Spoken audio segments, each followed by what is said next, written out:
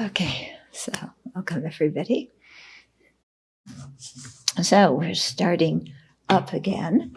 We're still working our way through An Open-Hearted Life, Transformative Methods for Compassionate Living from a Clinical Psychologist and a Buddhist Nun. And so Russell Kolts and I worked on this book together, and both of us really enjoyed it, both seeing the similarities in our approach to generating compassion, and also the differences in how we approach. He approaches things much more from a scientific viewpoint, and me much more from a spiritual viewpoint. But there's the book itself is written for secular readers, or it's not a Buddhist book per se. So we've been going through the initial little vignettes, because the way we organized the book was that he wrote on some topics, I wrote on the other topics, and then we put them together. And so we've already done 37. We're on the 38th, but you can tune in midway. I think this particular, whatever comes now, doesn't matter if you've had the previous things, you can benefit from it. And you can also get the book and read what happened before, or watch the previous talks on it. Okay, so I always like to start with a moment or two of silence, so we can just, again, settle our mind before we have a talk. So come back to your breath for a minute.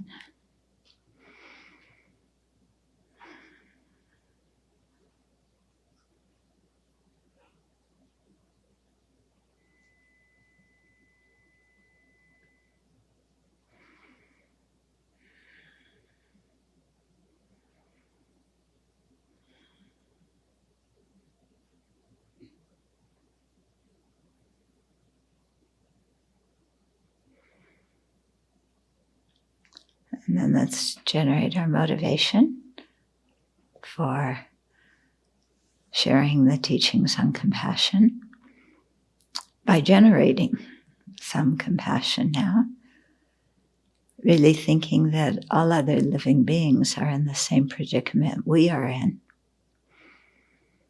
Their wish for happiness and not to have suffering is just as intense as ours. And they have the same right for happiness. They deserve happiness in the same way. And so we have to really banish our judgmental mind that sees some living beings as more worthy and others as less worthy. And come back to the ways in which we are all the same. Specifically, that if you look in anybody's heart, their deepest wish is simply to live peacefully and with happiness and not experience either physical or mental suffering. So if we come back to that common quality, that helps us to alleviate the judgment that we often have, either for other beings or against others.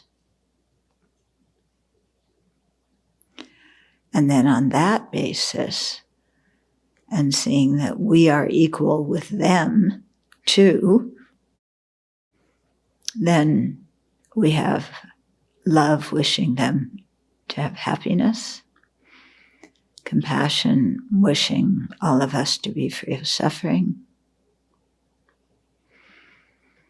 And in our lives, we do whatever we can to bring that about.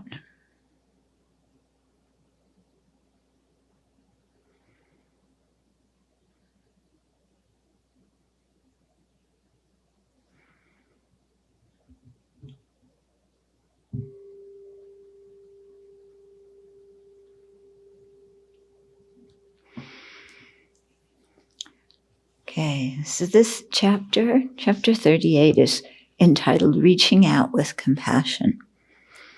So this chapter is about one of the ways we go south when we can't control our judgmental mind, when we care more for ourselves than others, when we grasp at our own happiness so intensely that we get ourselves tangled up in knots about it. You know that state? So this chapter is about one of the things we do when our mind goes in that direction. And also it speaks of some alternatives of how we can not only think, but what we can do to change that. Okay, so the chapter reads, when we are miserable, you got that? Everybody miserable? Good, I'm glad you're collaborating. When we are miserable, what we often want most is to feel connected to others. True or not true? True, isn't it? Yeah, we're miserable because we feel we don't belong, or we can't communicate well, or others don't understand us, or we don't understand them, or we don't have the same purposes.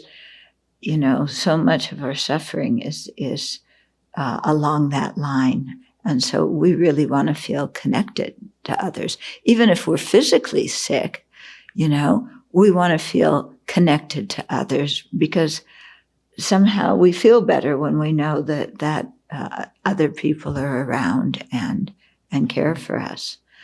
Yet our actions frequently have the opposite effect. So instead of helping to make us connect with others, even though that's what we want, we act in ways that produce the opposite result. Sometimes we pick a fight with someone close to us just to feel connected to that person in some way. Have you ever done that? Yeah. We somebody is like, they're involved in their own stuff. We want some attention. We want some connection. So we pick a fight, and then the person has to pay attention to us. And then hopefully, we go through the painful argument and we make up at the end, and then we feel real connected to them. Of course, how long it takes to go through the painful argument and resolve it, is it really worth all that time of misery to come into making up again? But we don't think about that when we pick the fight.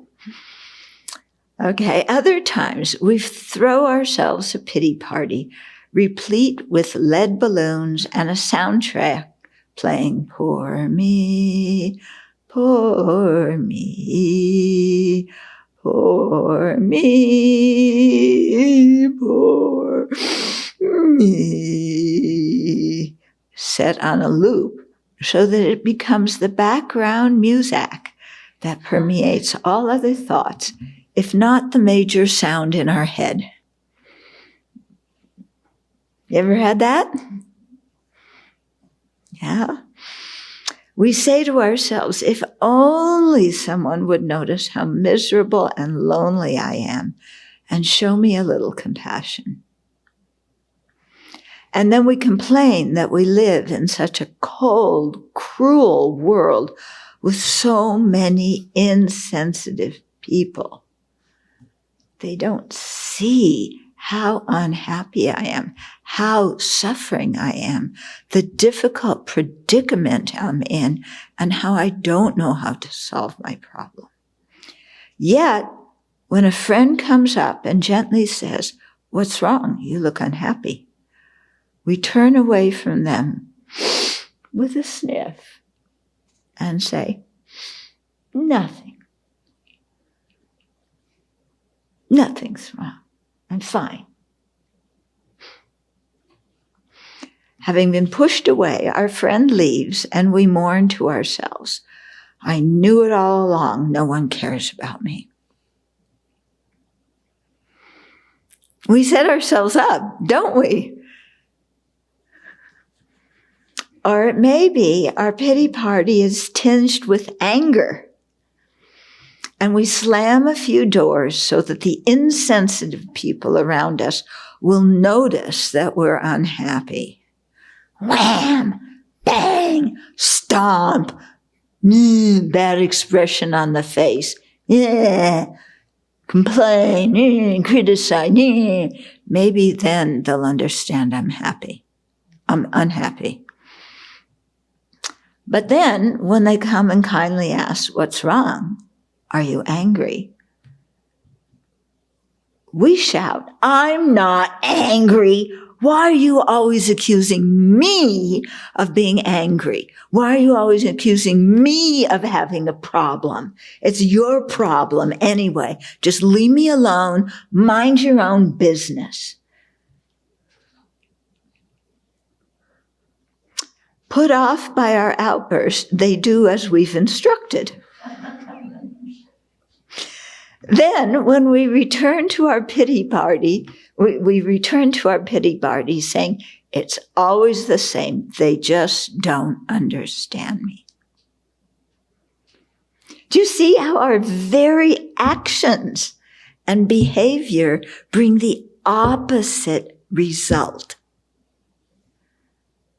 Yeah. If we went to somebody and said, I'm having some difficulty now, can I talk to you? Can you, I want to share it, and will you help me process this to pull me out of my mood? Then somebody would surely step up and help us. We could process it. We would be connected, and then we could go on. But overwhelmed by our own ignorance, we don't think of that. What we most want in these situations is to be connected to others. But in our misery, we often create the conditions that disconnect us from those we care about most. How can we break this vicious cycle? And here's a quote attributed to Mother Teresa. We don't know if she really said it, but people say she does. And it doesn't really matter who said it because it's a good quote. Okay, so it goes, when I am hungry, give me lots of food. No, it doesn't say that. It says, when I'm hungry, give me somebody who needs food. When I am thirsty, send me someone needing a drink. In other words, when I'm miserable, send me somebody who's in the same predicament. It doesn't have to be exactly the same situation, but somebody that I can reach out to and care for and help. Because when I open my heart and reach out to others and help, that's how I will feel connected. My previous strategy of sulking, slamming doors, pouting, doesn't help me be connected to others. It pushes others away. So that's why these verses are always about, who can I reach out to? Because the thing is, when we care about others, we stop feeling sorry for ourselves. When we stop feeling sorry for ourselves, we aren't so miserable. Because feeling sorry for ourselves makes us more miserable than we already are because of whatever problem we have. Okay? I just remember His Holiness talking about this so much. He was even, I remember him one time saying that when we suffer from low self-esteem, reach out with compassion and connect with other people, offer your help to other people. And they found that with juveniles in detention, if they send them out to work, like in old age homes or nursing homes, rehab centers, these kids who are usually on the streets, not knowing what to do with themselves, they're wheeling people in wheelchairs. They're taking old ladies out for a walk or out for a wheel. They're talking to other people. And all of a sudden, these kids who come from backgrounds that are really awful, they feel that like they have some purpose and meaning in their life, and because they're connecting with these other people who really need their help. Yeah. When I am cold, send me someone to warm. When I am grieving, send me someone to console. Yeah. When we grieve, sometimes we get so much into ourselves. I'm the only one who has ever had this kind of pain of loss. Actually, it's a universal experience. And when we can reach out, with an open heart and connect to others who are also grieving, then, the connection, the human connection, is very important. I think this is also why we have pets. Yeah, because pets, not only do they not talk back, they may bark back or meow back, but usually they're purring or wagging their tails. Yeah, and they give us unconditional love. Yeah, and it enables us to connect with some living beings. Yeah? And a pet functions different than a teddy bear does. When you're little, you have a teddy bear, but that doesn't work when you're older. But when you have a pet, your pet understands you. Yeah, and they need your help and kindness, and they accept it readily. Yeah. So it's it's something important. And so many people volunteer at animal shelters because, these poor abandoned dogs and cats need some love, and they just lap it up. Yeah. When I am poor, lend me someone in need.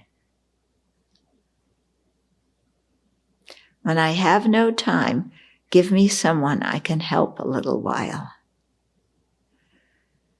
Yeah, when we have no time, when we're stressed out, it's like, leave me alone. I can't, what I say all the time. I want to write this book. I have no time. I have to do so many emails. Whereas if we stop that mind and just say, somebody is reaching out for help, it doesn't take that long to help. Yeah. And then when we help, we feel good about ourselves. And the other person certainly appreciates it. When I am humiliated, let me have someone to praise. Ooh, that one's tough, isn't it? When we feel humiliated, the last thing we want to do is praise somebody else. Yeah, because the world is so mean to us, and we need some support and some praise and some acknowledgement of everything we're doing and some appreciation. And we go round and around that we're not getting it. The world owes it to us. And isn't this terrible? Nobody else has ever felt this way.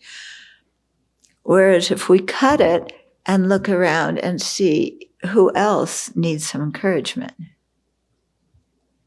Yeah. And encouraging others, if you make that a practice, assign yourself a Dharma practice of encouraging people, yeah, or just showing appreciation for what others do.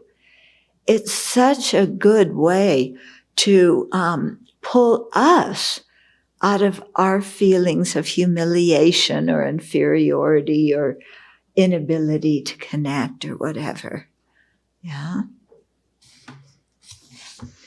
When I am disheartened, send me someone to cheer.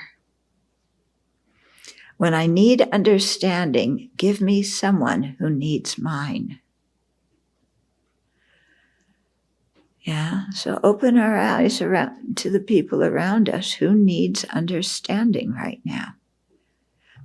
They don't need us to fix their problems. They need us just to understand. Yeah. Open the eyes to see that. When I need to be looked after, give me someone to care for. So when I need other people to help me, who can I help? Yeah. When I think only of myself, draw my thoughts to another. Because thinking only about ourselves, we are so miserable, aren't we? Yeah.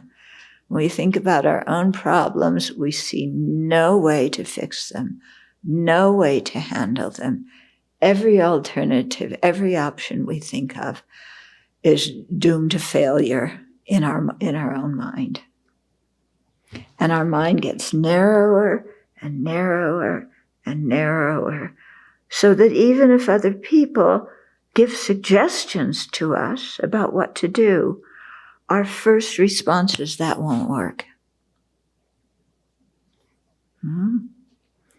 So it's so crazy. I mean, this is a function of the self-centered mind. It makes us really, truly miserable. Yeah. So that's one reason why we meditate on the disadvantages of the self-centeredness. There's many more reasons, but, from our own experience, we can really see that when we get stuck in that way, it's like everything seems hopeless. There's nothing we can do. Nothing. Yeah. Of course, doing any of these actions is the last thing we want to do when we're stuck in our pity party. We'd much prefer to sit there and feel sorry for ourselves and suck our thumb and blame other people for being so insensitive and not caring about us. Okay. But sometimes what we want to do the least is what will help us the most. I think I've told you many times about how my parents often made me do things I didn't want to do, saying I would enjoy it. No, I don't go. And then I'd go and I had a good time. Yeah. So sometimes what we want to do the least is what will help us the most.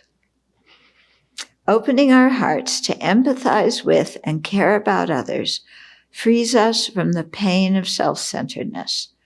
We see that we are not alone in having difficulties, that many others are undergoing problems far more serious than ours. I've been reading Obama's book, A Promised Land. Oh my goodness. That job of being president is stressful, and he really cares about people and things. And I don't know if I could bear the stress of that. Yeah. But, just reading about what he's dealing with, you see, wow, what I'm going through is nothing compared to what he went through, and it's also nothing compared to what the people he's trying to help are going through. Yeah. Like trying to navigate the Arab Spring and come up with actions that help people, when there's, so very difficult to come up with things that will work because of so many things that have been set in place for, years, if not centuries beforehand. Okay. So compared to, the suffering of a whole country or of a society, my suffering is like nothing. Yeah.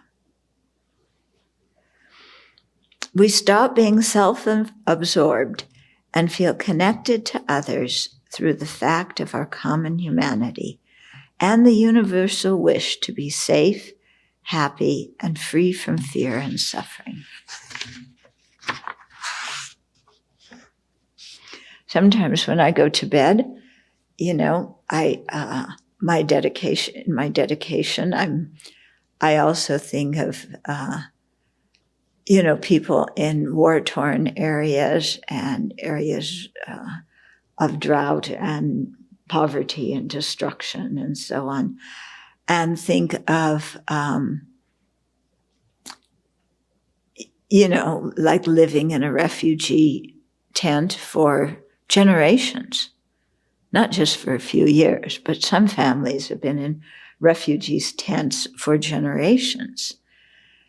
And I think of people sleeping out in the cold and so on, and really wish them to feel safe and to have a sense of safety and security. And from that, I always realize the ultimate sense of safety and security is nirvana. It's full awakening. But I can still wish them safety and security in this life. And when I do that, when I spend some time wishing them that, a certain feeling comes over me where I feel safety and security just by wishing that for others. Yeah. Extending ourselves to another living being, a pet, a child, a friend, a stranger, even someone we don't care for or someone who has different opinions than we do, opens the door to inner happiness. Leave food out for the squirrels. How many people do you see that love having bird feeders and watching the birds eat? It's a whole process of connecting to and feeling like I'm helping these living creatures. And, we give the deer some dessert without spoiling them because we know that they have to, rely on their own instincts to get food. But it feels good. Yeah. So leave food out for the squirrels, put up a bird feeder, volunteer at the library. Yeah. Help little kids who are just learning to read find their way to find a book that they will enjoy. Let me take a moment here for an unpaid public announcement of the Abbey is going to publish its first children's book. It's called Gavin Finds the Secret to Happiness. Gavin Discovers the Secret to Happiness. It's about a dog. Yeah. And it's written by one of the inmates that I've corresponded with for many years. A beautiful story. And our friend Tracy Cadro is doing the layout. Miguel, who you know, is doing the illustrations. So, volunteer at a library and help little kids find Gavin Discovers the Secret to Happiness. It's an adorable story, and it really shows the whole theme of the story is this thing of opening yourself to somebody else's situation instead of being jealous of others because they have more and better than what you do. Okay. When it's published, I'll read it on a BBC. You can all sit around. Yeah. Okay. So smile at someone. We think smiling doesn't count. One of my friends told me when she was younger, one day she was really depressed, even getting suicidal, walking down the street, and a total stranger smiled at her as he walked by. And she said that just stopped her in her tracks and made her feel, oh, there's hope. Yeah, a simple smile. Bestow a favor that wasn't asked for.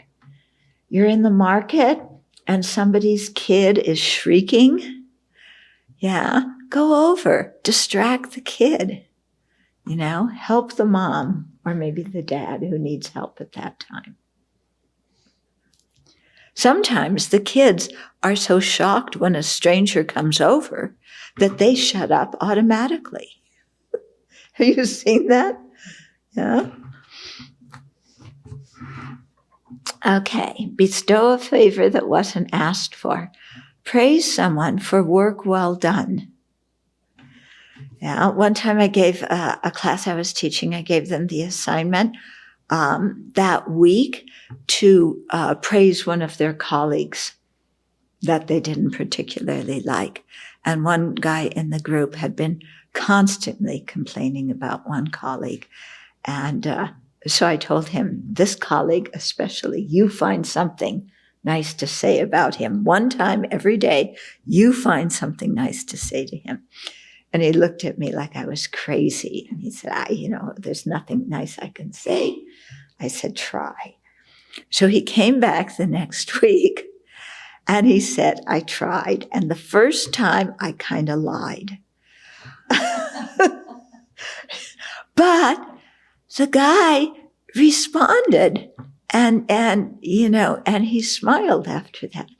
And then the next day I said something nice to him too. And so gradually each day he said it was easier to say something nice to this person. And it was like, wow, this total turnaround in his mind that he could actually do that. Yeah. So praise someone for work well done, which is really important when you raise kids. Instead of saying you're a good boy, you're a good girl, which gives kids no solid, indicator of what made you happy or what made you upset. Say, I really appreciate when you clean up your room because now I can walk down the corridor, without tripping. Thank you so much. Yeah. Or when you throw, rocks at the neighbors. When I was little, our neighbors threw rocks at us, over the fence. They would love rocks.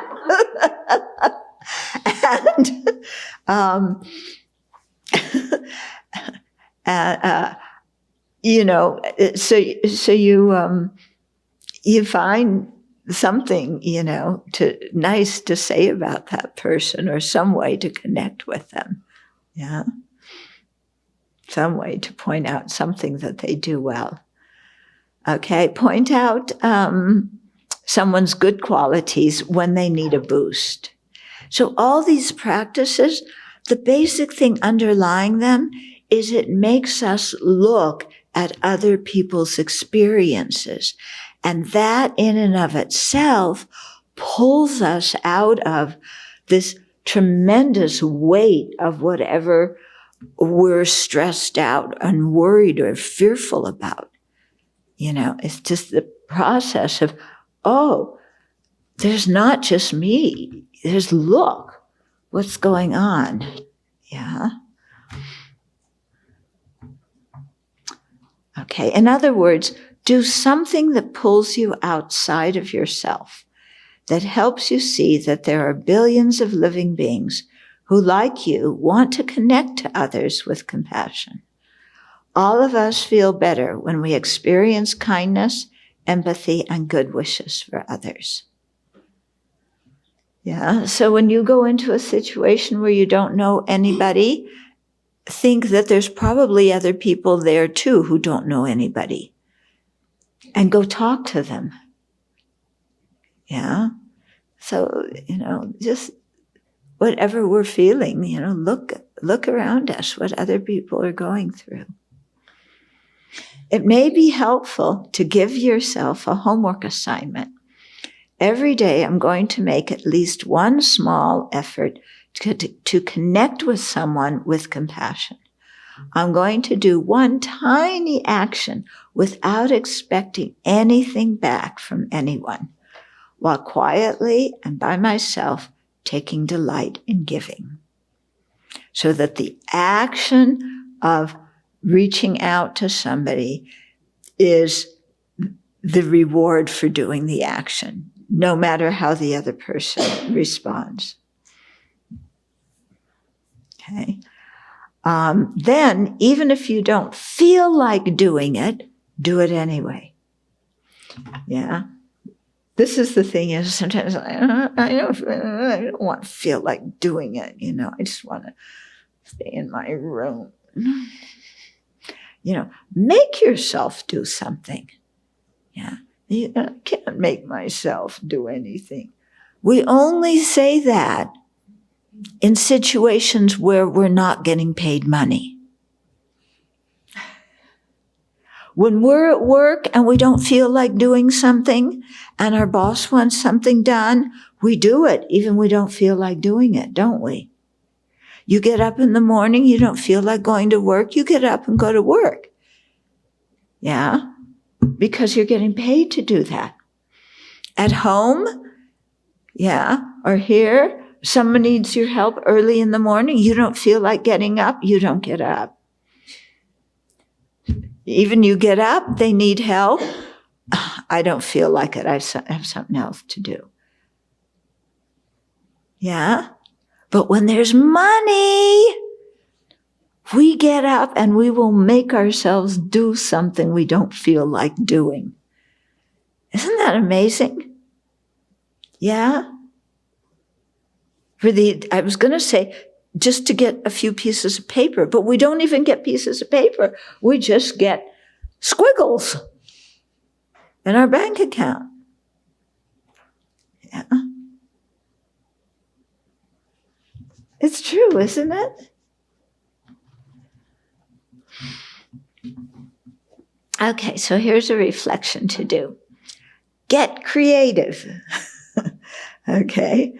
Come up with some ways to bring compassion, kindness, and generosity into your daily life. Create a list of compassionate actions you could do. Just, if you have a hard time, start with small things. I could make my bed. That will give my roommate pleasure. How long does it take to make your bed? 30 seconds? Maybe 60 seconds on a slow day. But it helps other people. And it helps your own mind. So just start, even with small things. Yeah. Then each day, pick one in your list of things you could do and do it. As you do so, bring to mind the wish to become deeply compassionate and see this action as a way to move towards this goal. So you have your own personal goal, the way you want to grow. And then you see, doing this action as something that is taking you in the direction you want to go in. So it's not only helping somebody else, but it's helping you fulfill your own aspirations. As you complete your homework of helping someone, take note of how it feels to behave in this kind, compassionate way. Notice the emotions that arise in you as you purposefully take actions to benefit others. Again, just start small, and then gradually increase, 30 seconds to make your bed. Yeah. Then you do that from then on. It's not that you do that for a week and then stop to take up another one that takes 2 minutes, so I need more time. So I stop making my bed. So I have the extra 30 seconds to do the other thing that takes 2 minutes. But then slowly add on to it of just simple ways of being a pleasant person and being cooperative and helping people out.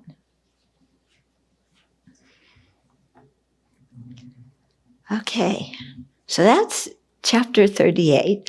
There's some time for questions and comments if people have. Yeah. I just wanted to say that there's 2 ways when I get into my pity party, or I just wake up in an angry mood, or I'm just grouchy. I get grouchier as the day goes on. There's still 2 ways. This way, where you get away from yourself, out of yourself, and help others and extend yourself. But then I have that other habit, which is if I'm in this foul mood, there's got to be somebody out there who's the cause of it. So I kind of have to learn which Dharma strategy works, because that sometimes has a similar flavor. And to know that this is your karma, this is a habit of mind, this is nobody's fault but your own, or to say, go, give somebody a smile, go help somebody, get out of yourself. So sometimes I have to figure out the discernment between that. Is there You mean between actively going and doing something to get myself out of that afflicted state, mood, or sitting there and changing your thoughts in order to get you out of that mood? Right, because yes, it's afflicted, it's a habit, I woke up with it, whatever. Yeah. I don't know. You got to develop a sensitivity within yourself to see which one works better in different kinds of situations. Yeah. Sometimes, it can be if you're in a really foul mood, doing something is better. But other times when we're in a bad mood, really sitting and thinking, I created the cause for this. Why am I blaming other people? Yeah. And this is helping to purify my negative karma. So let's give it some credit for that. So I don't know. You just have to try out different things and develop a sensitivity in your own mind to what will work at what times. One of the things, even after the retreat this winter, is just to see the level of certain mental states that have absolutely no basis in reality. They're just a habit. Yeah. And there's a little object out there that might trigger it, but they're just habits with totally non-existence. Yeah. Yeah. Somebody doesn't smile at us. Somebody doesn't say please. Somebody doesn't treat us the way we think we should be treated according to our status. Someone asks us a question and we instantly get defensive because we think they're challenging our capability.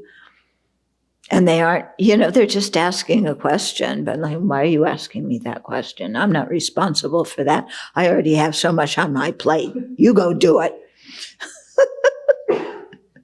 Yeah. So, we have a lot of habits that don't pay. And I think this is part of our meditation practice, is noticing what these habits are. Yeah. Watching them, because they're habits, so they will come up repeatedly, not only in our daily life, but in our meditation. And we just find ourselves thinking in the same habitual way, one moment after the other, or one situation after the other. And we're so used to it that we don't even notice it as a habit. We think that's just the way I am. That's just the way any reasonable person would respond to this situation. Yeah. And so, when we can't notice our dysfunctional habits, emotional habits like this, then it's very hard to do anything about it. Yeah. So this is why sometimes talking with somebody else can really be helpful, because they will help us, identify what some of these habits are. If we're so used to them that we can't see them, another person can help us identify what they are. That's why sometimes people go to a coach or a therapist or a spiritual leader, somebody to talk to, because they can help us. I've noticed that my mind may not be particularly complaining, but as soon as there's another person there who will listen, I will complain. And it's not like I've been complaining all the time looking for somebody to complain to. I've been okay. But as soon as there's, my victim who I can dump on, they have to listen to my complaints, then I do. And it's a ridiculous habit, self-centered habit. Yeah. So then sometimes you have to catch yourself in the middle of it. I wrote a friend a very difficult Dharma question recently. And he wrote back and it was like, well, I've forgotten everything I've learned. And, it's different, as you can see, when you ask me things and I don't remember. And then he said, but I don't really need to complain to you about this. So it's like, oh, I understand how you feel. Yeah. But, the way he's caught himself in the middle of it and said that. So, yeah. So sometimes we have to do that with ourselves. So we can be helpful to others because we want to extend kindness and compassion. But we can also do that because we want to look like we're helpful and we want other people to like us. Yeah. So how do we work with these two? Because outwardly, the action can be the same. And any advice on that? Okay. Yes. So the people pleaser conundrum. Yeah. So we have the person who sincerely wants to be friendly and help, and the person who helps so that other people will like them. Okay, to put on a good show. Anybody here a people pleaser? Yeah. I think especially women, we've been brought up to be people pleasers. Yeah, that's your role. You're a good girl. You make everybody happy. If somebody's unhappy, you better do something about it.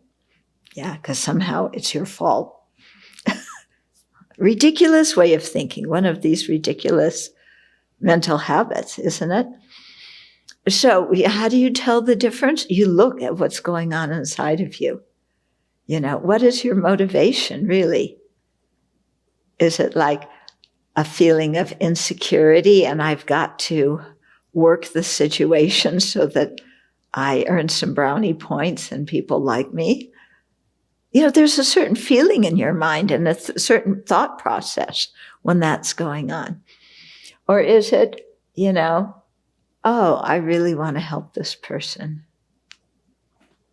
And so sometimes you find it's the first one, it's the people pleasing, and then you have to stop and generate a good motivation. It doesn't mean that you don't go and help. It means you stop and you change your motivation.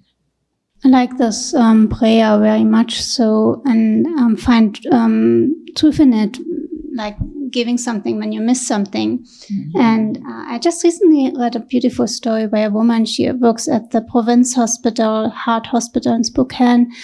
And she has experienced some trauma in her early life with the family coming from Vietnam too. And she decided to help others who also go through challenging times when somebody dies, for example. Mm-hmm. And she became something like a religious chaplain. And through her compassion, she could transform her own experiences. Yeah. So these examples are beautiful, and I wanted to share that those who want to volunteer online and read for kids, because they have a passion for that, maybe. It's also online possible right now. I checked it in Newport, actually, over the hospital. They offer this, so you can apply for that. Yeah. You can read that book. Yeah. The children's book. Yeah. Yeah. That's really a very proven strategy, too. And so many people do that when they've had incredible suffering or trauma. Then they dedicate their lives to help other people who've been through a similar experience. because they understand that experience and they can really empathize, and they know what they've had to do to heal from it, and they can give those suggestions to other people too. So then let's just have a short meditation to, think of one of your mental habits, the self-centered ones, and what kind of situations does it arise in, and how can you catch it, and what can you do to open your heart at that moment and really connect with others. So use specific examples.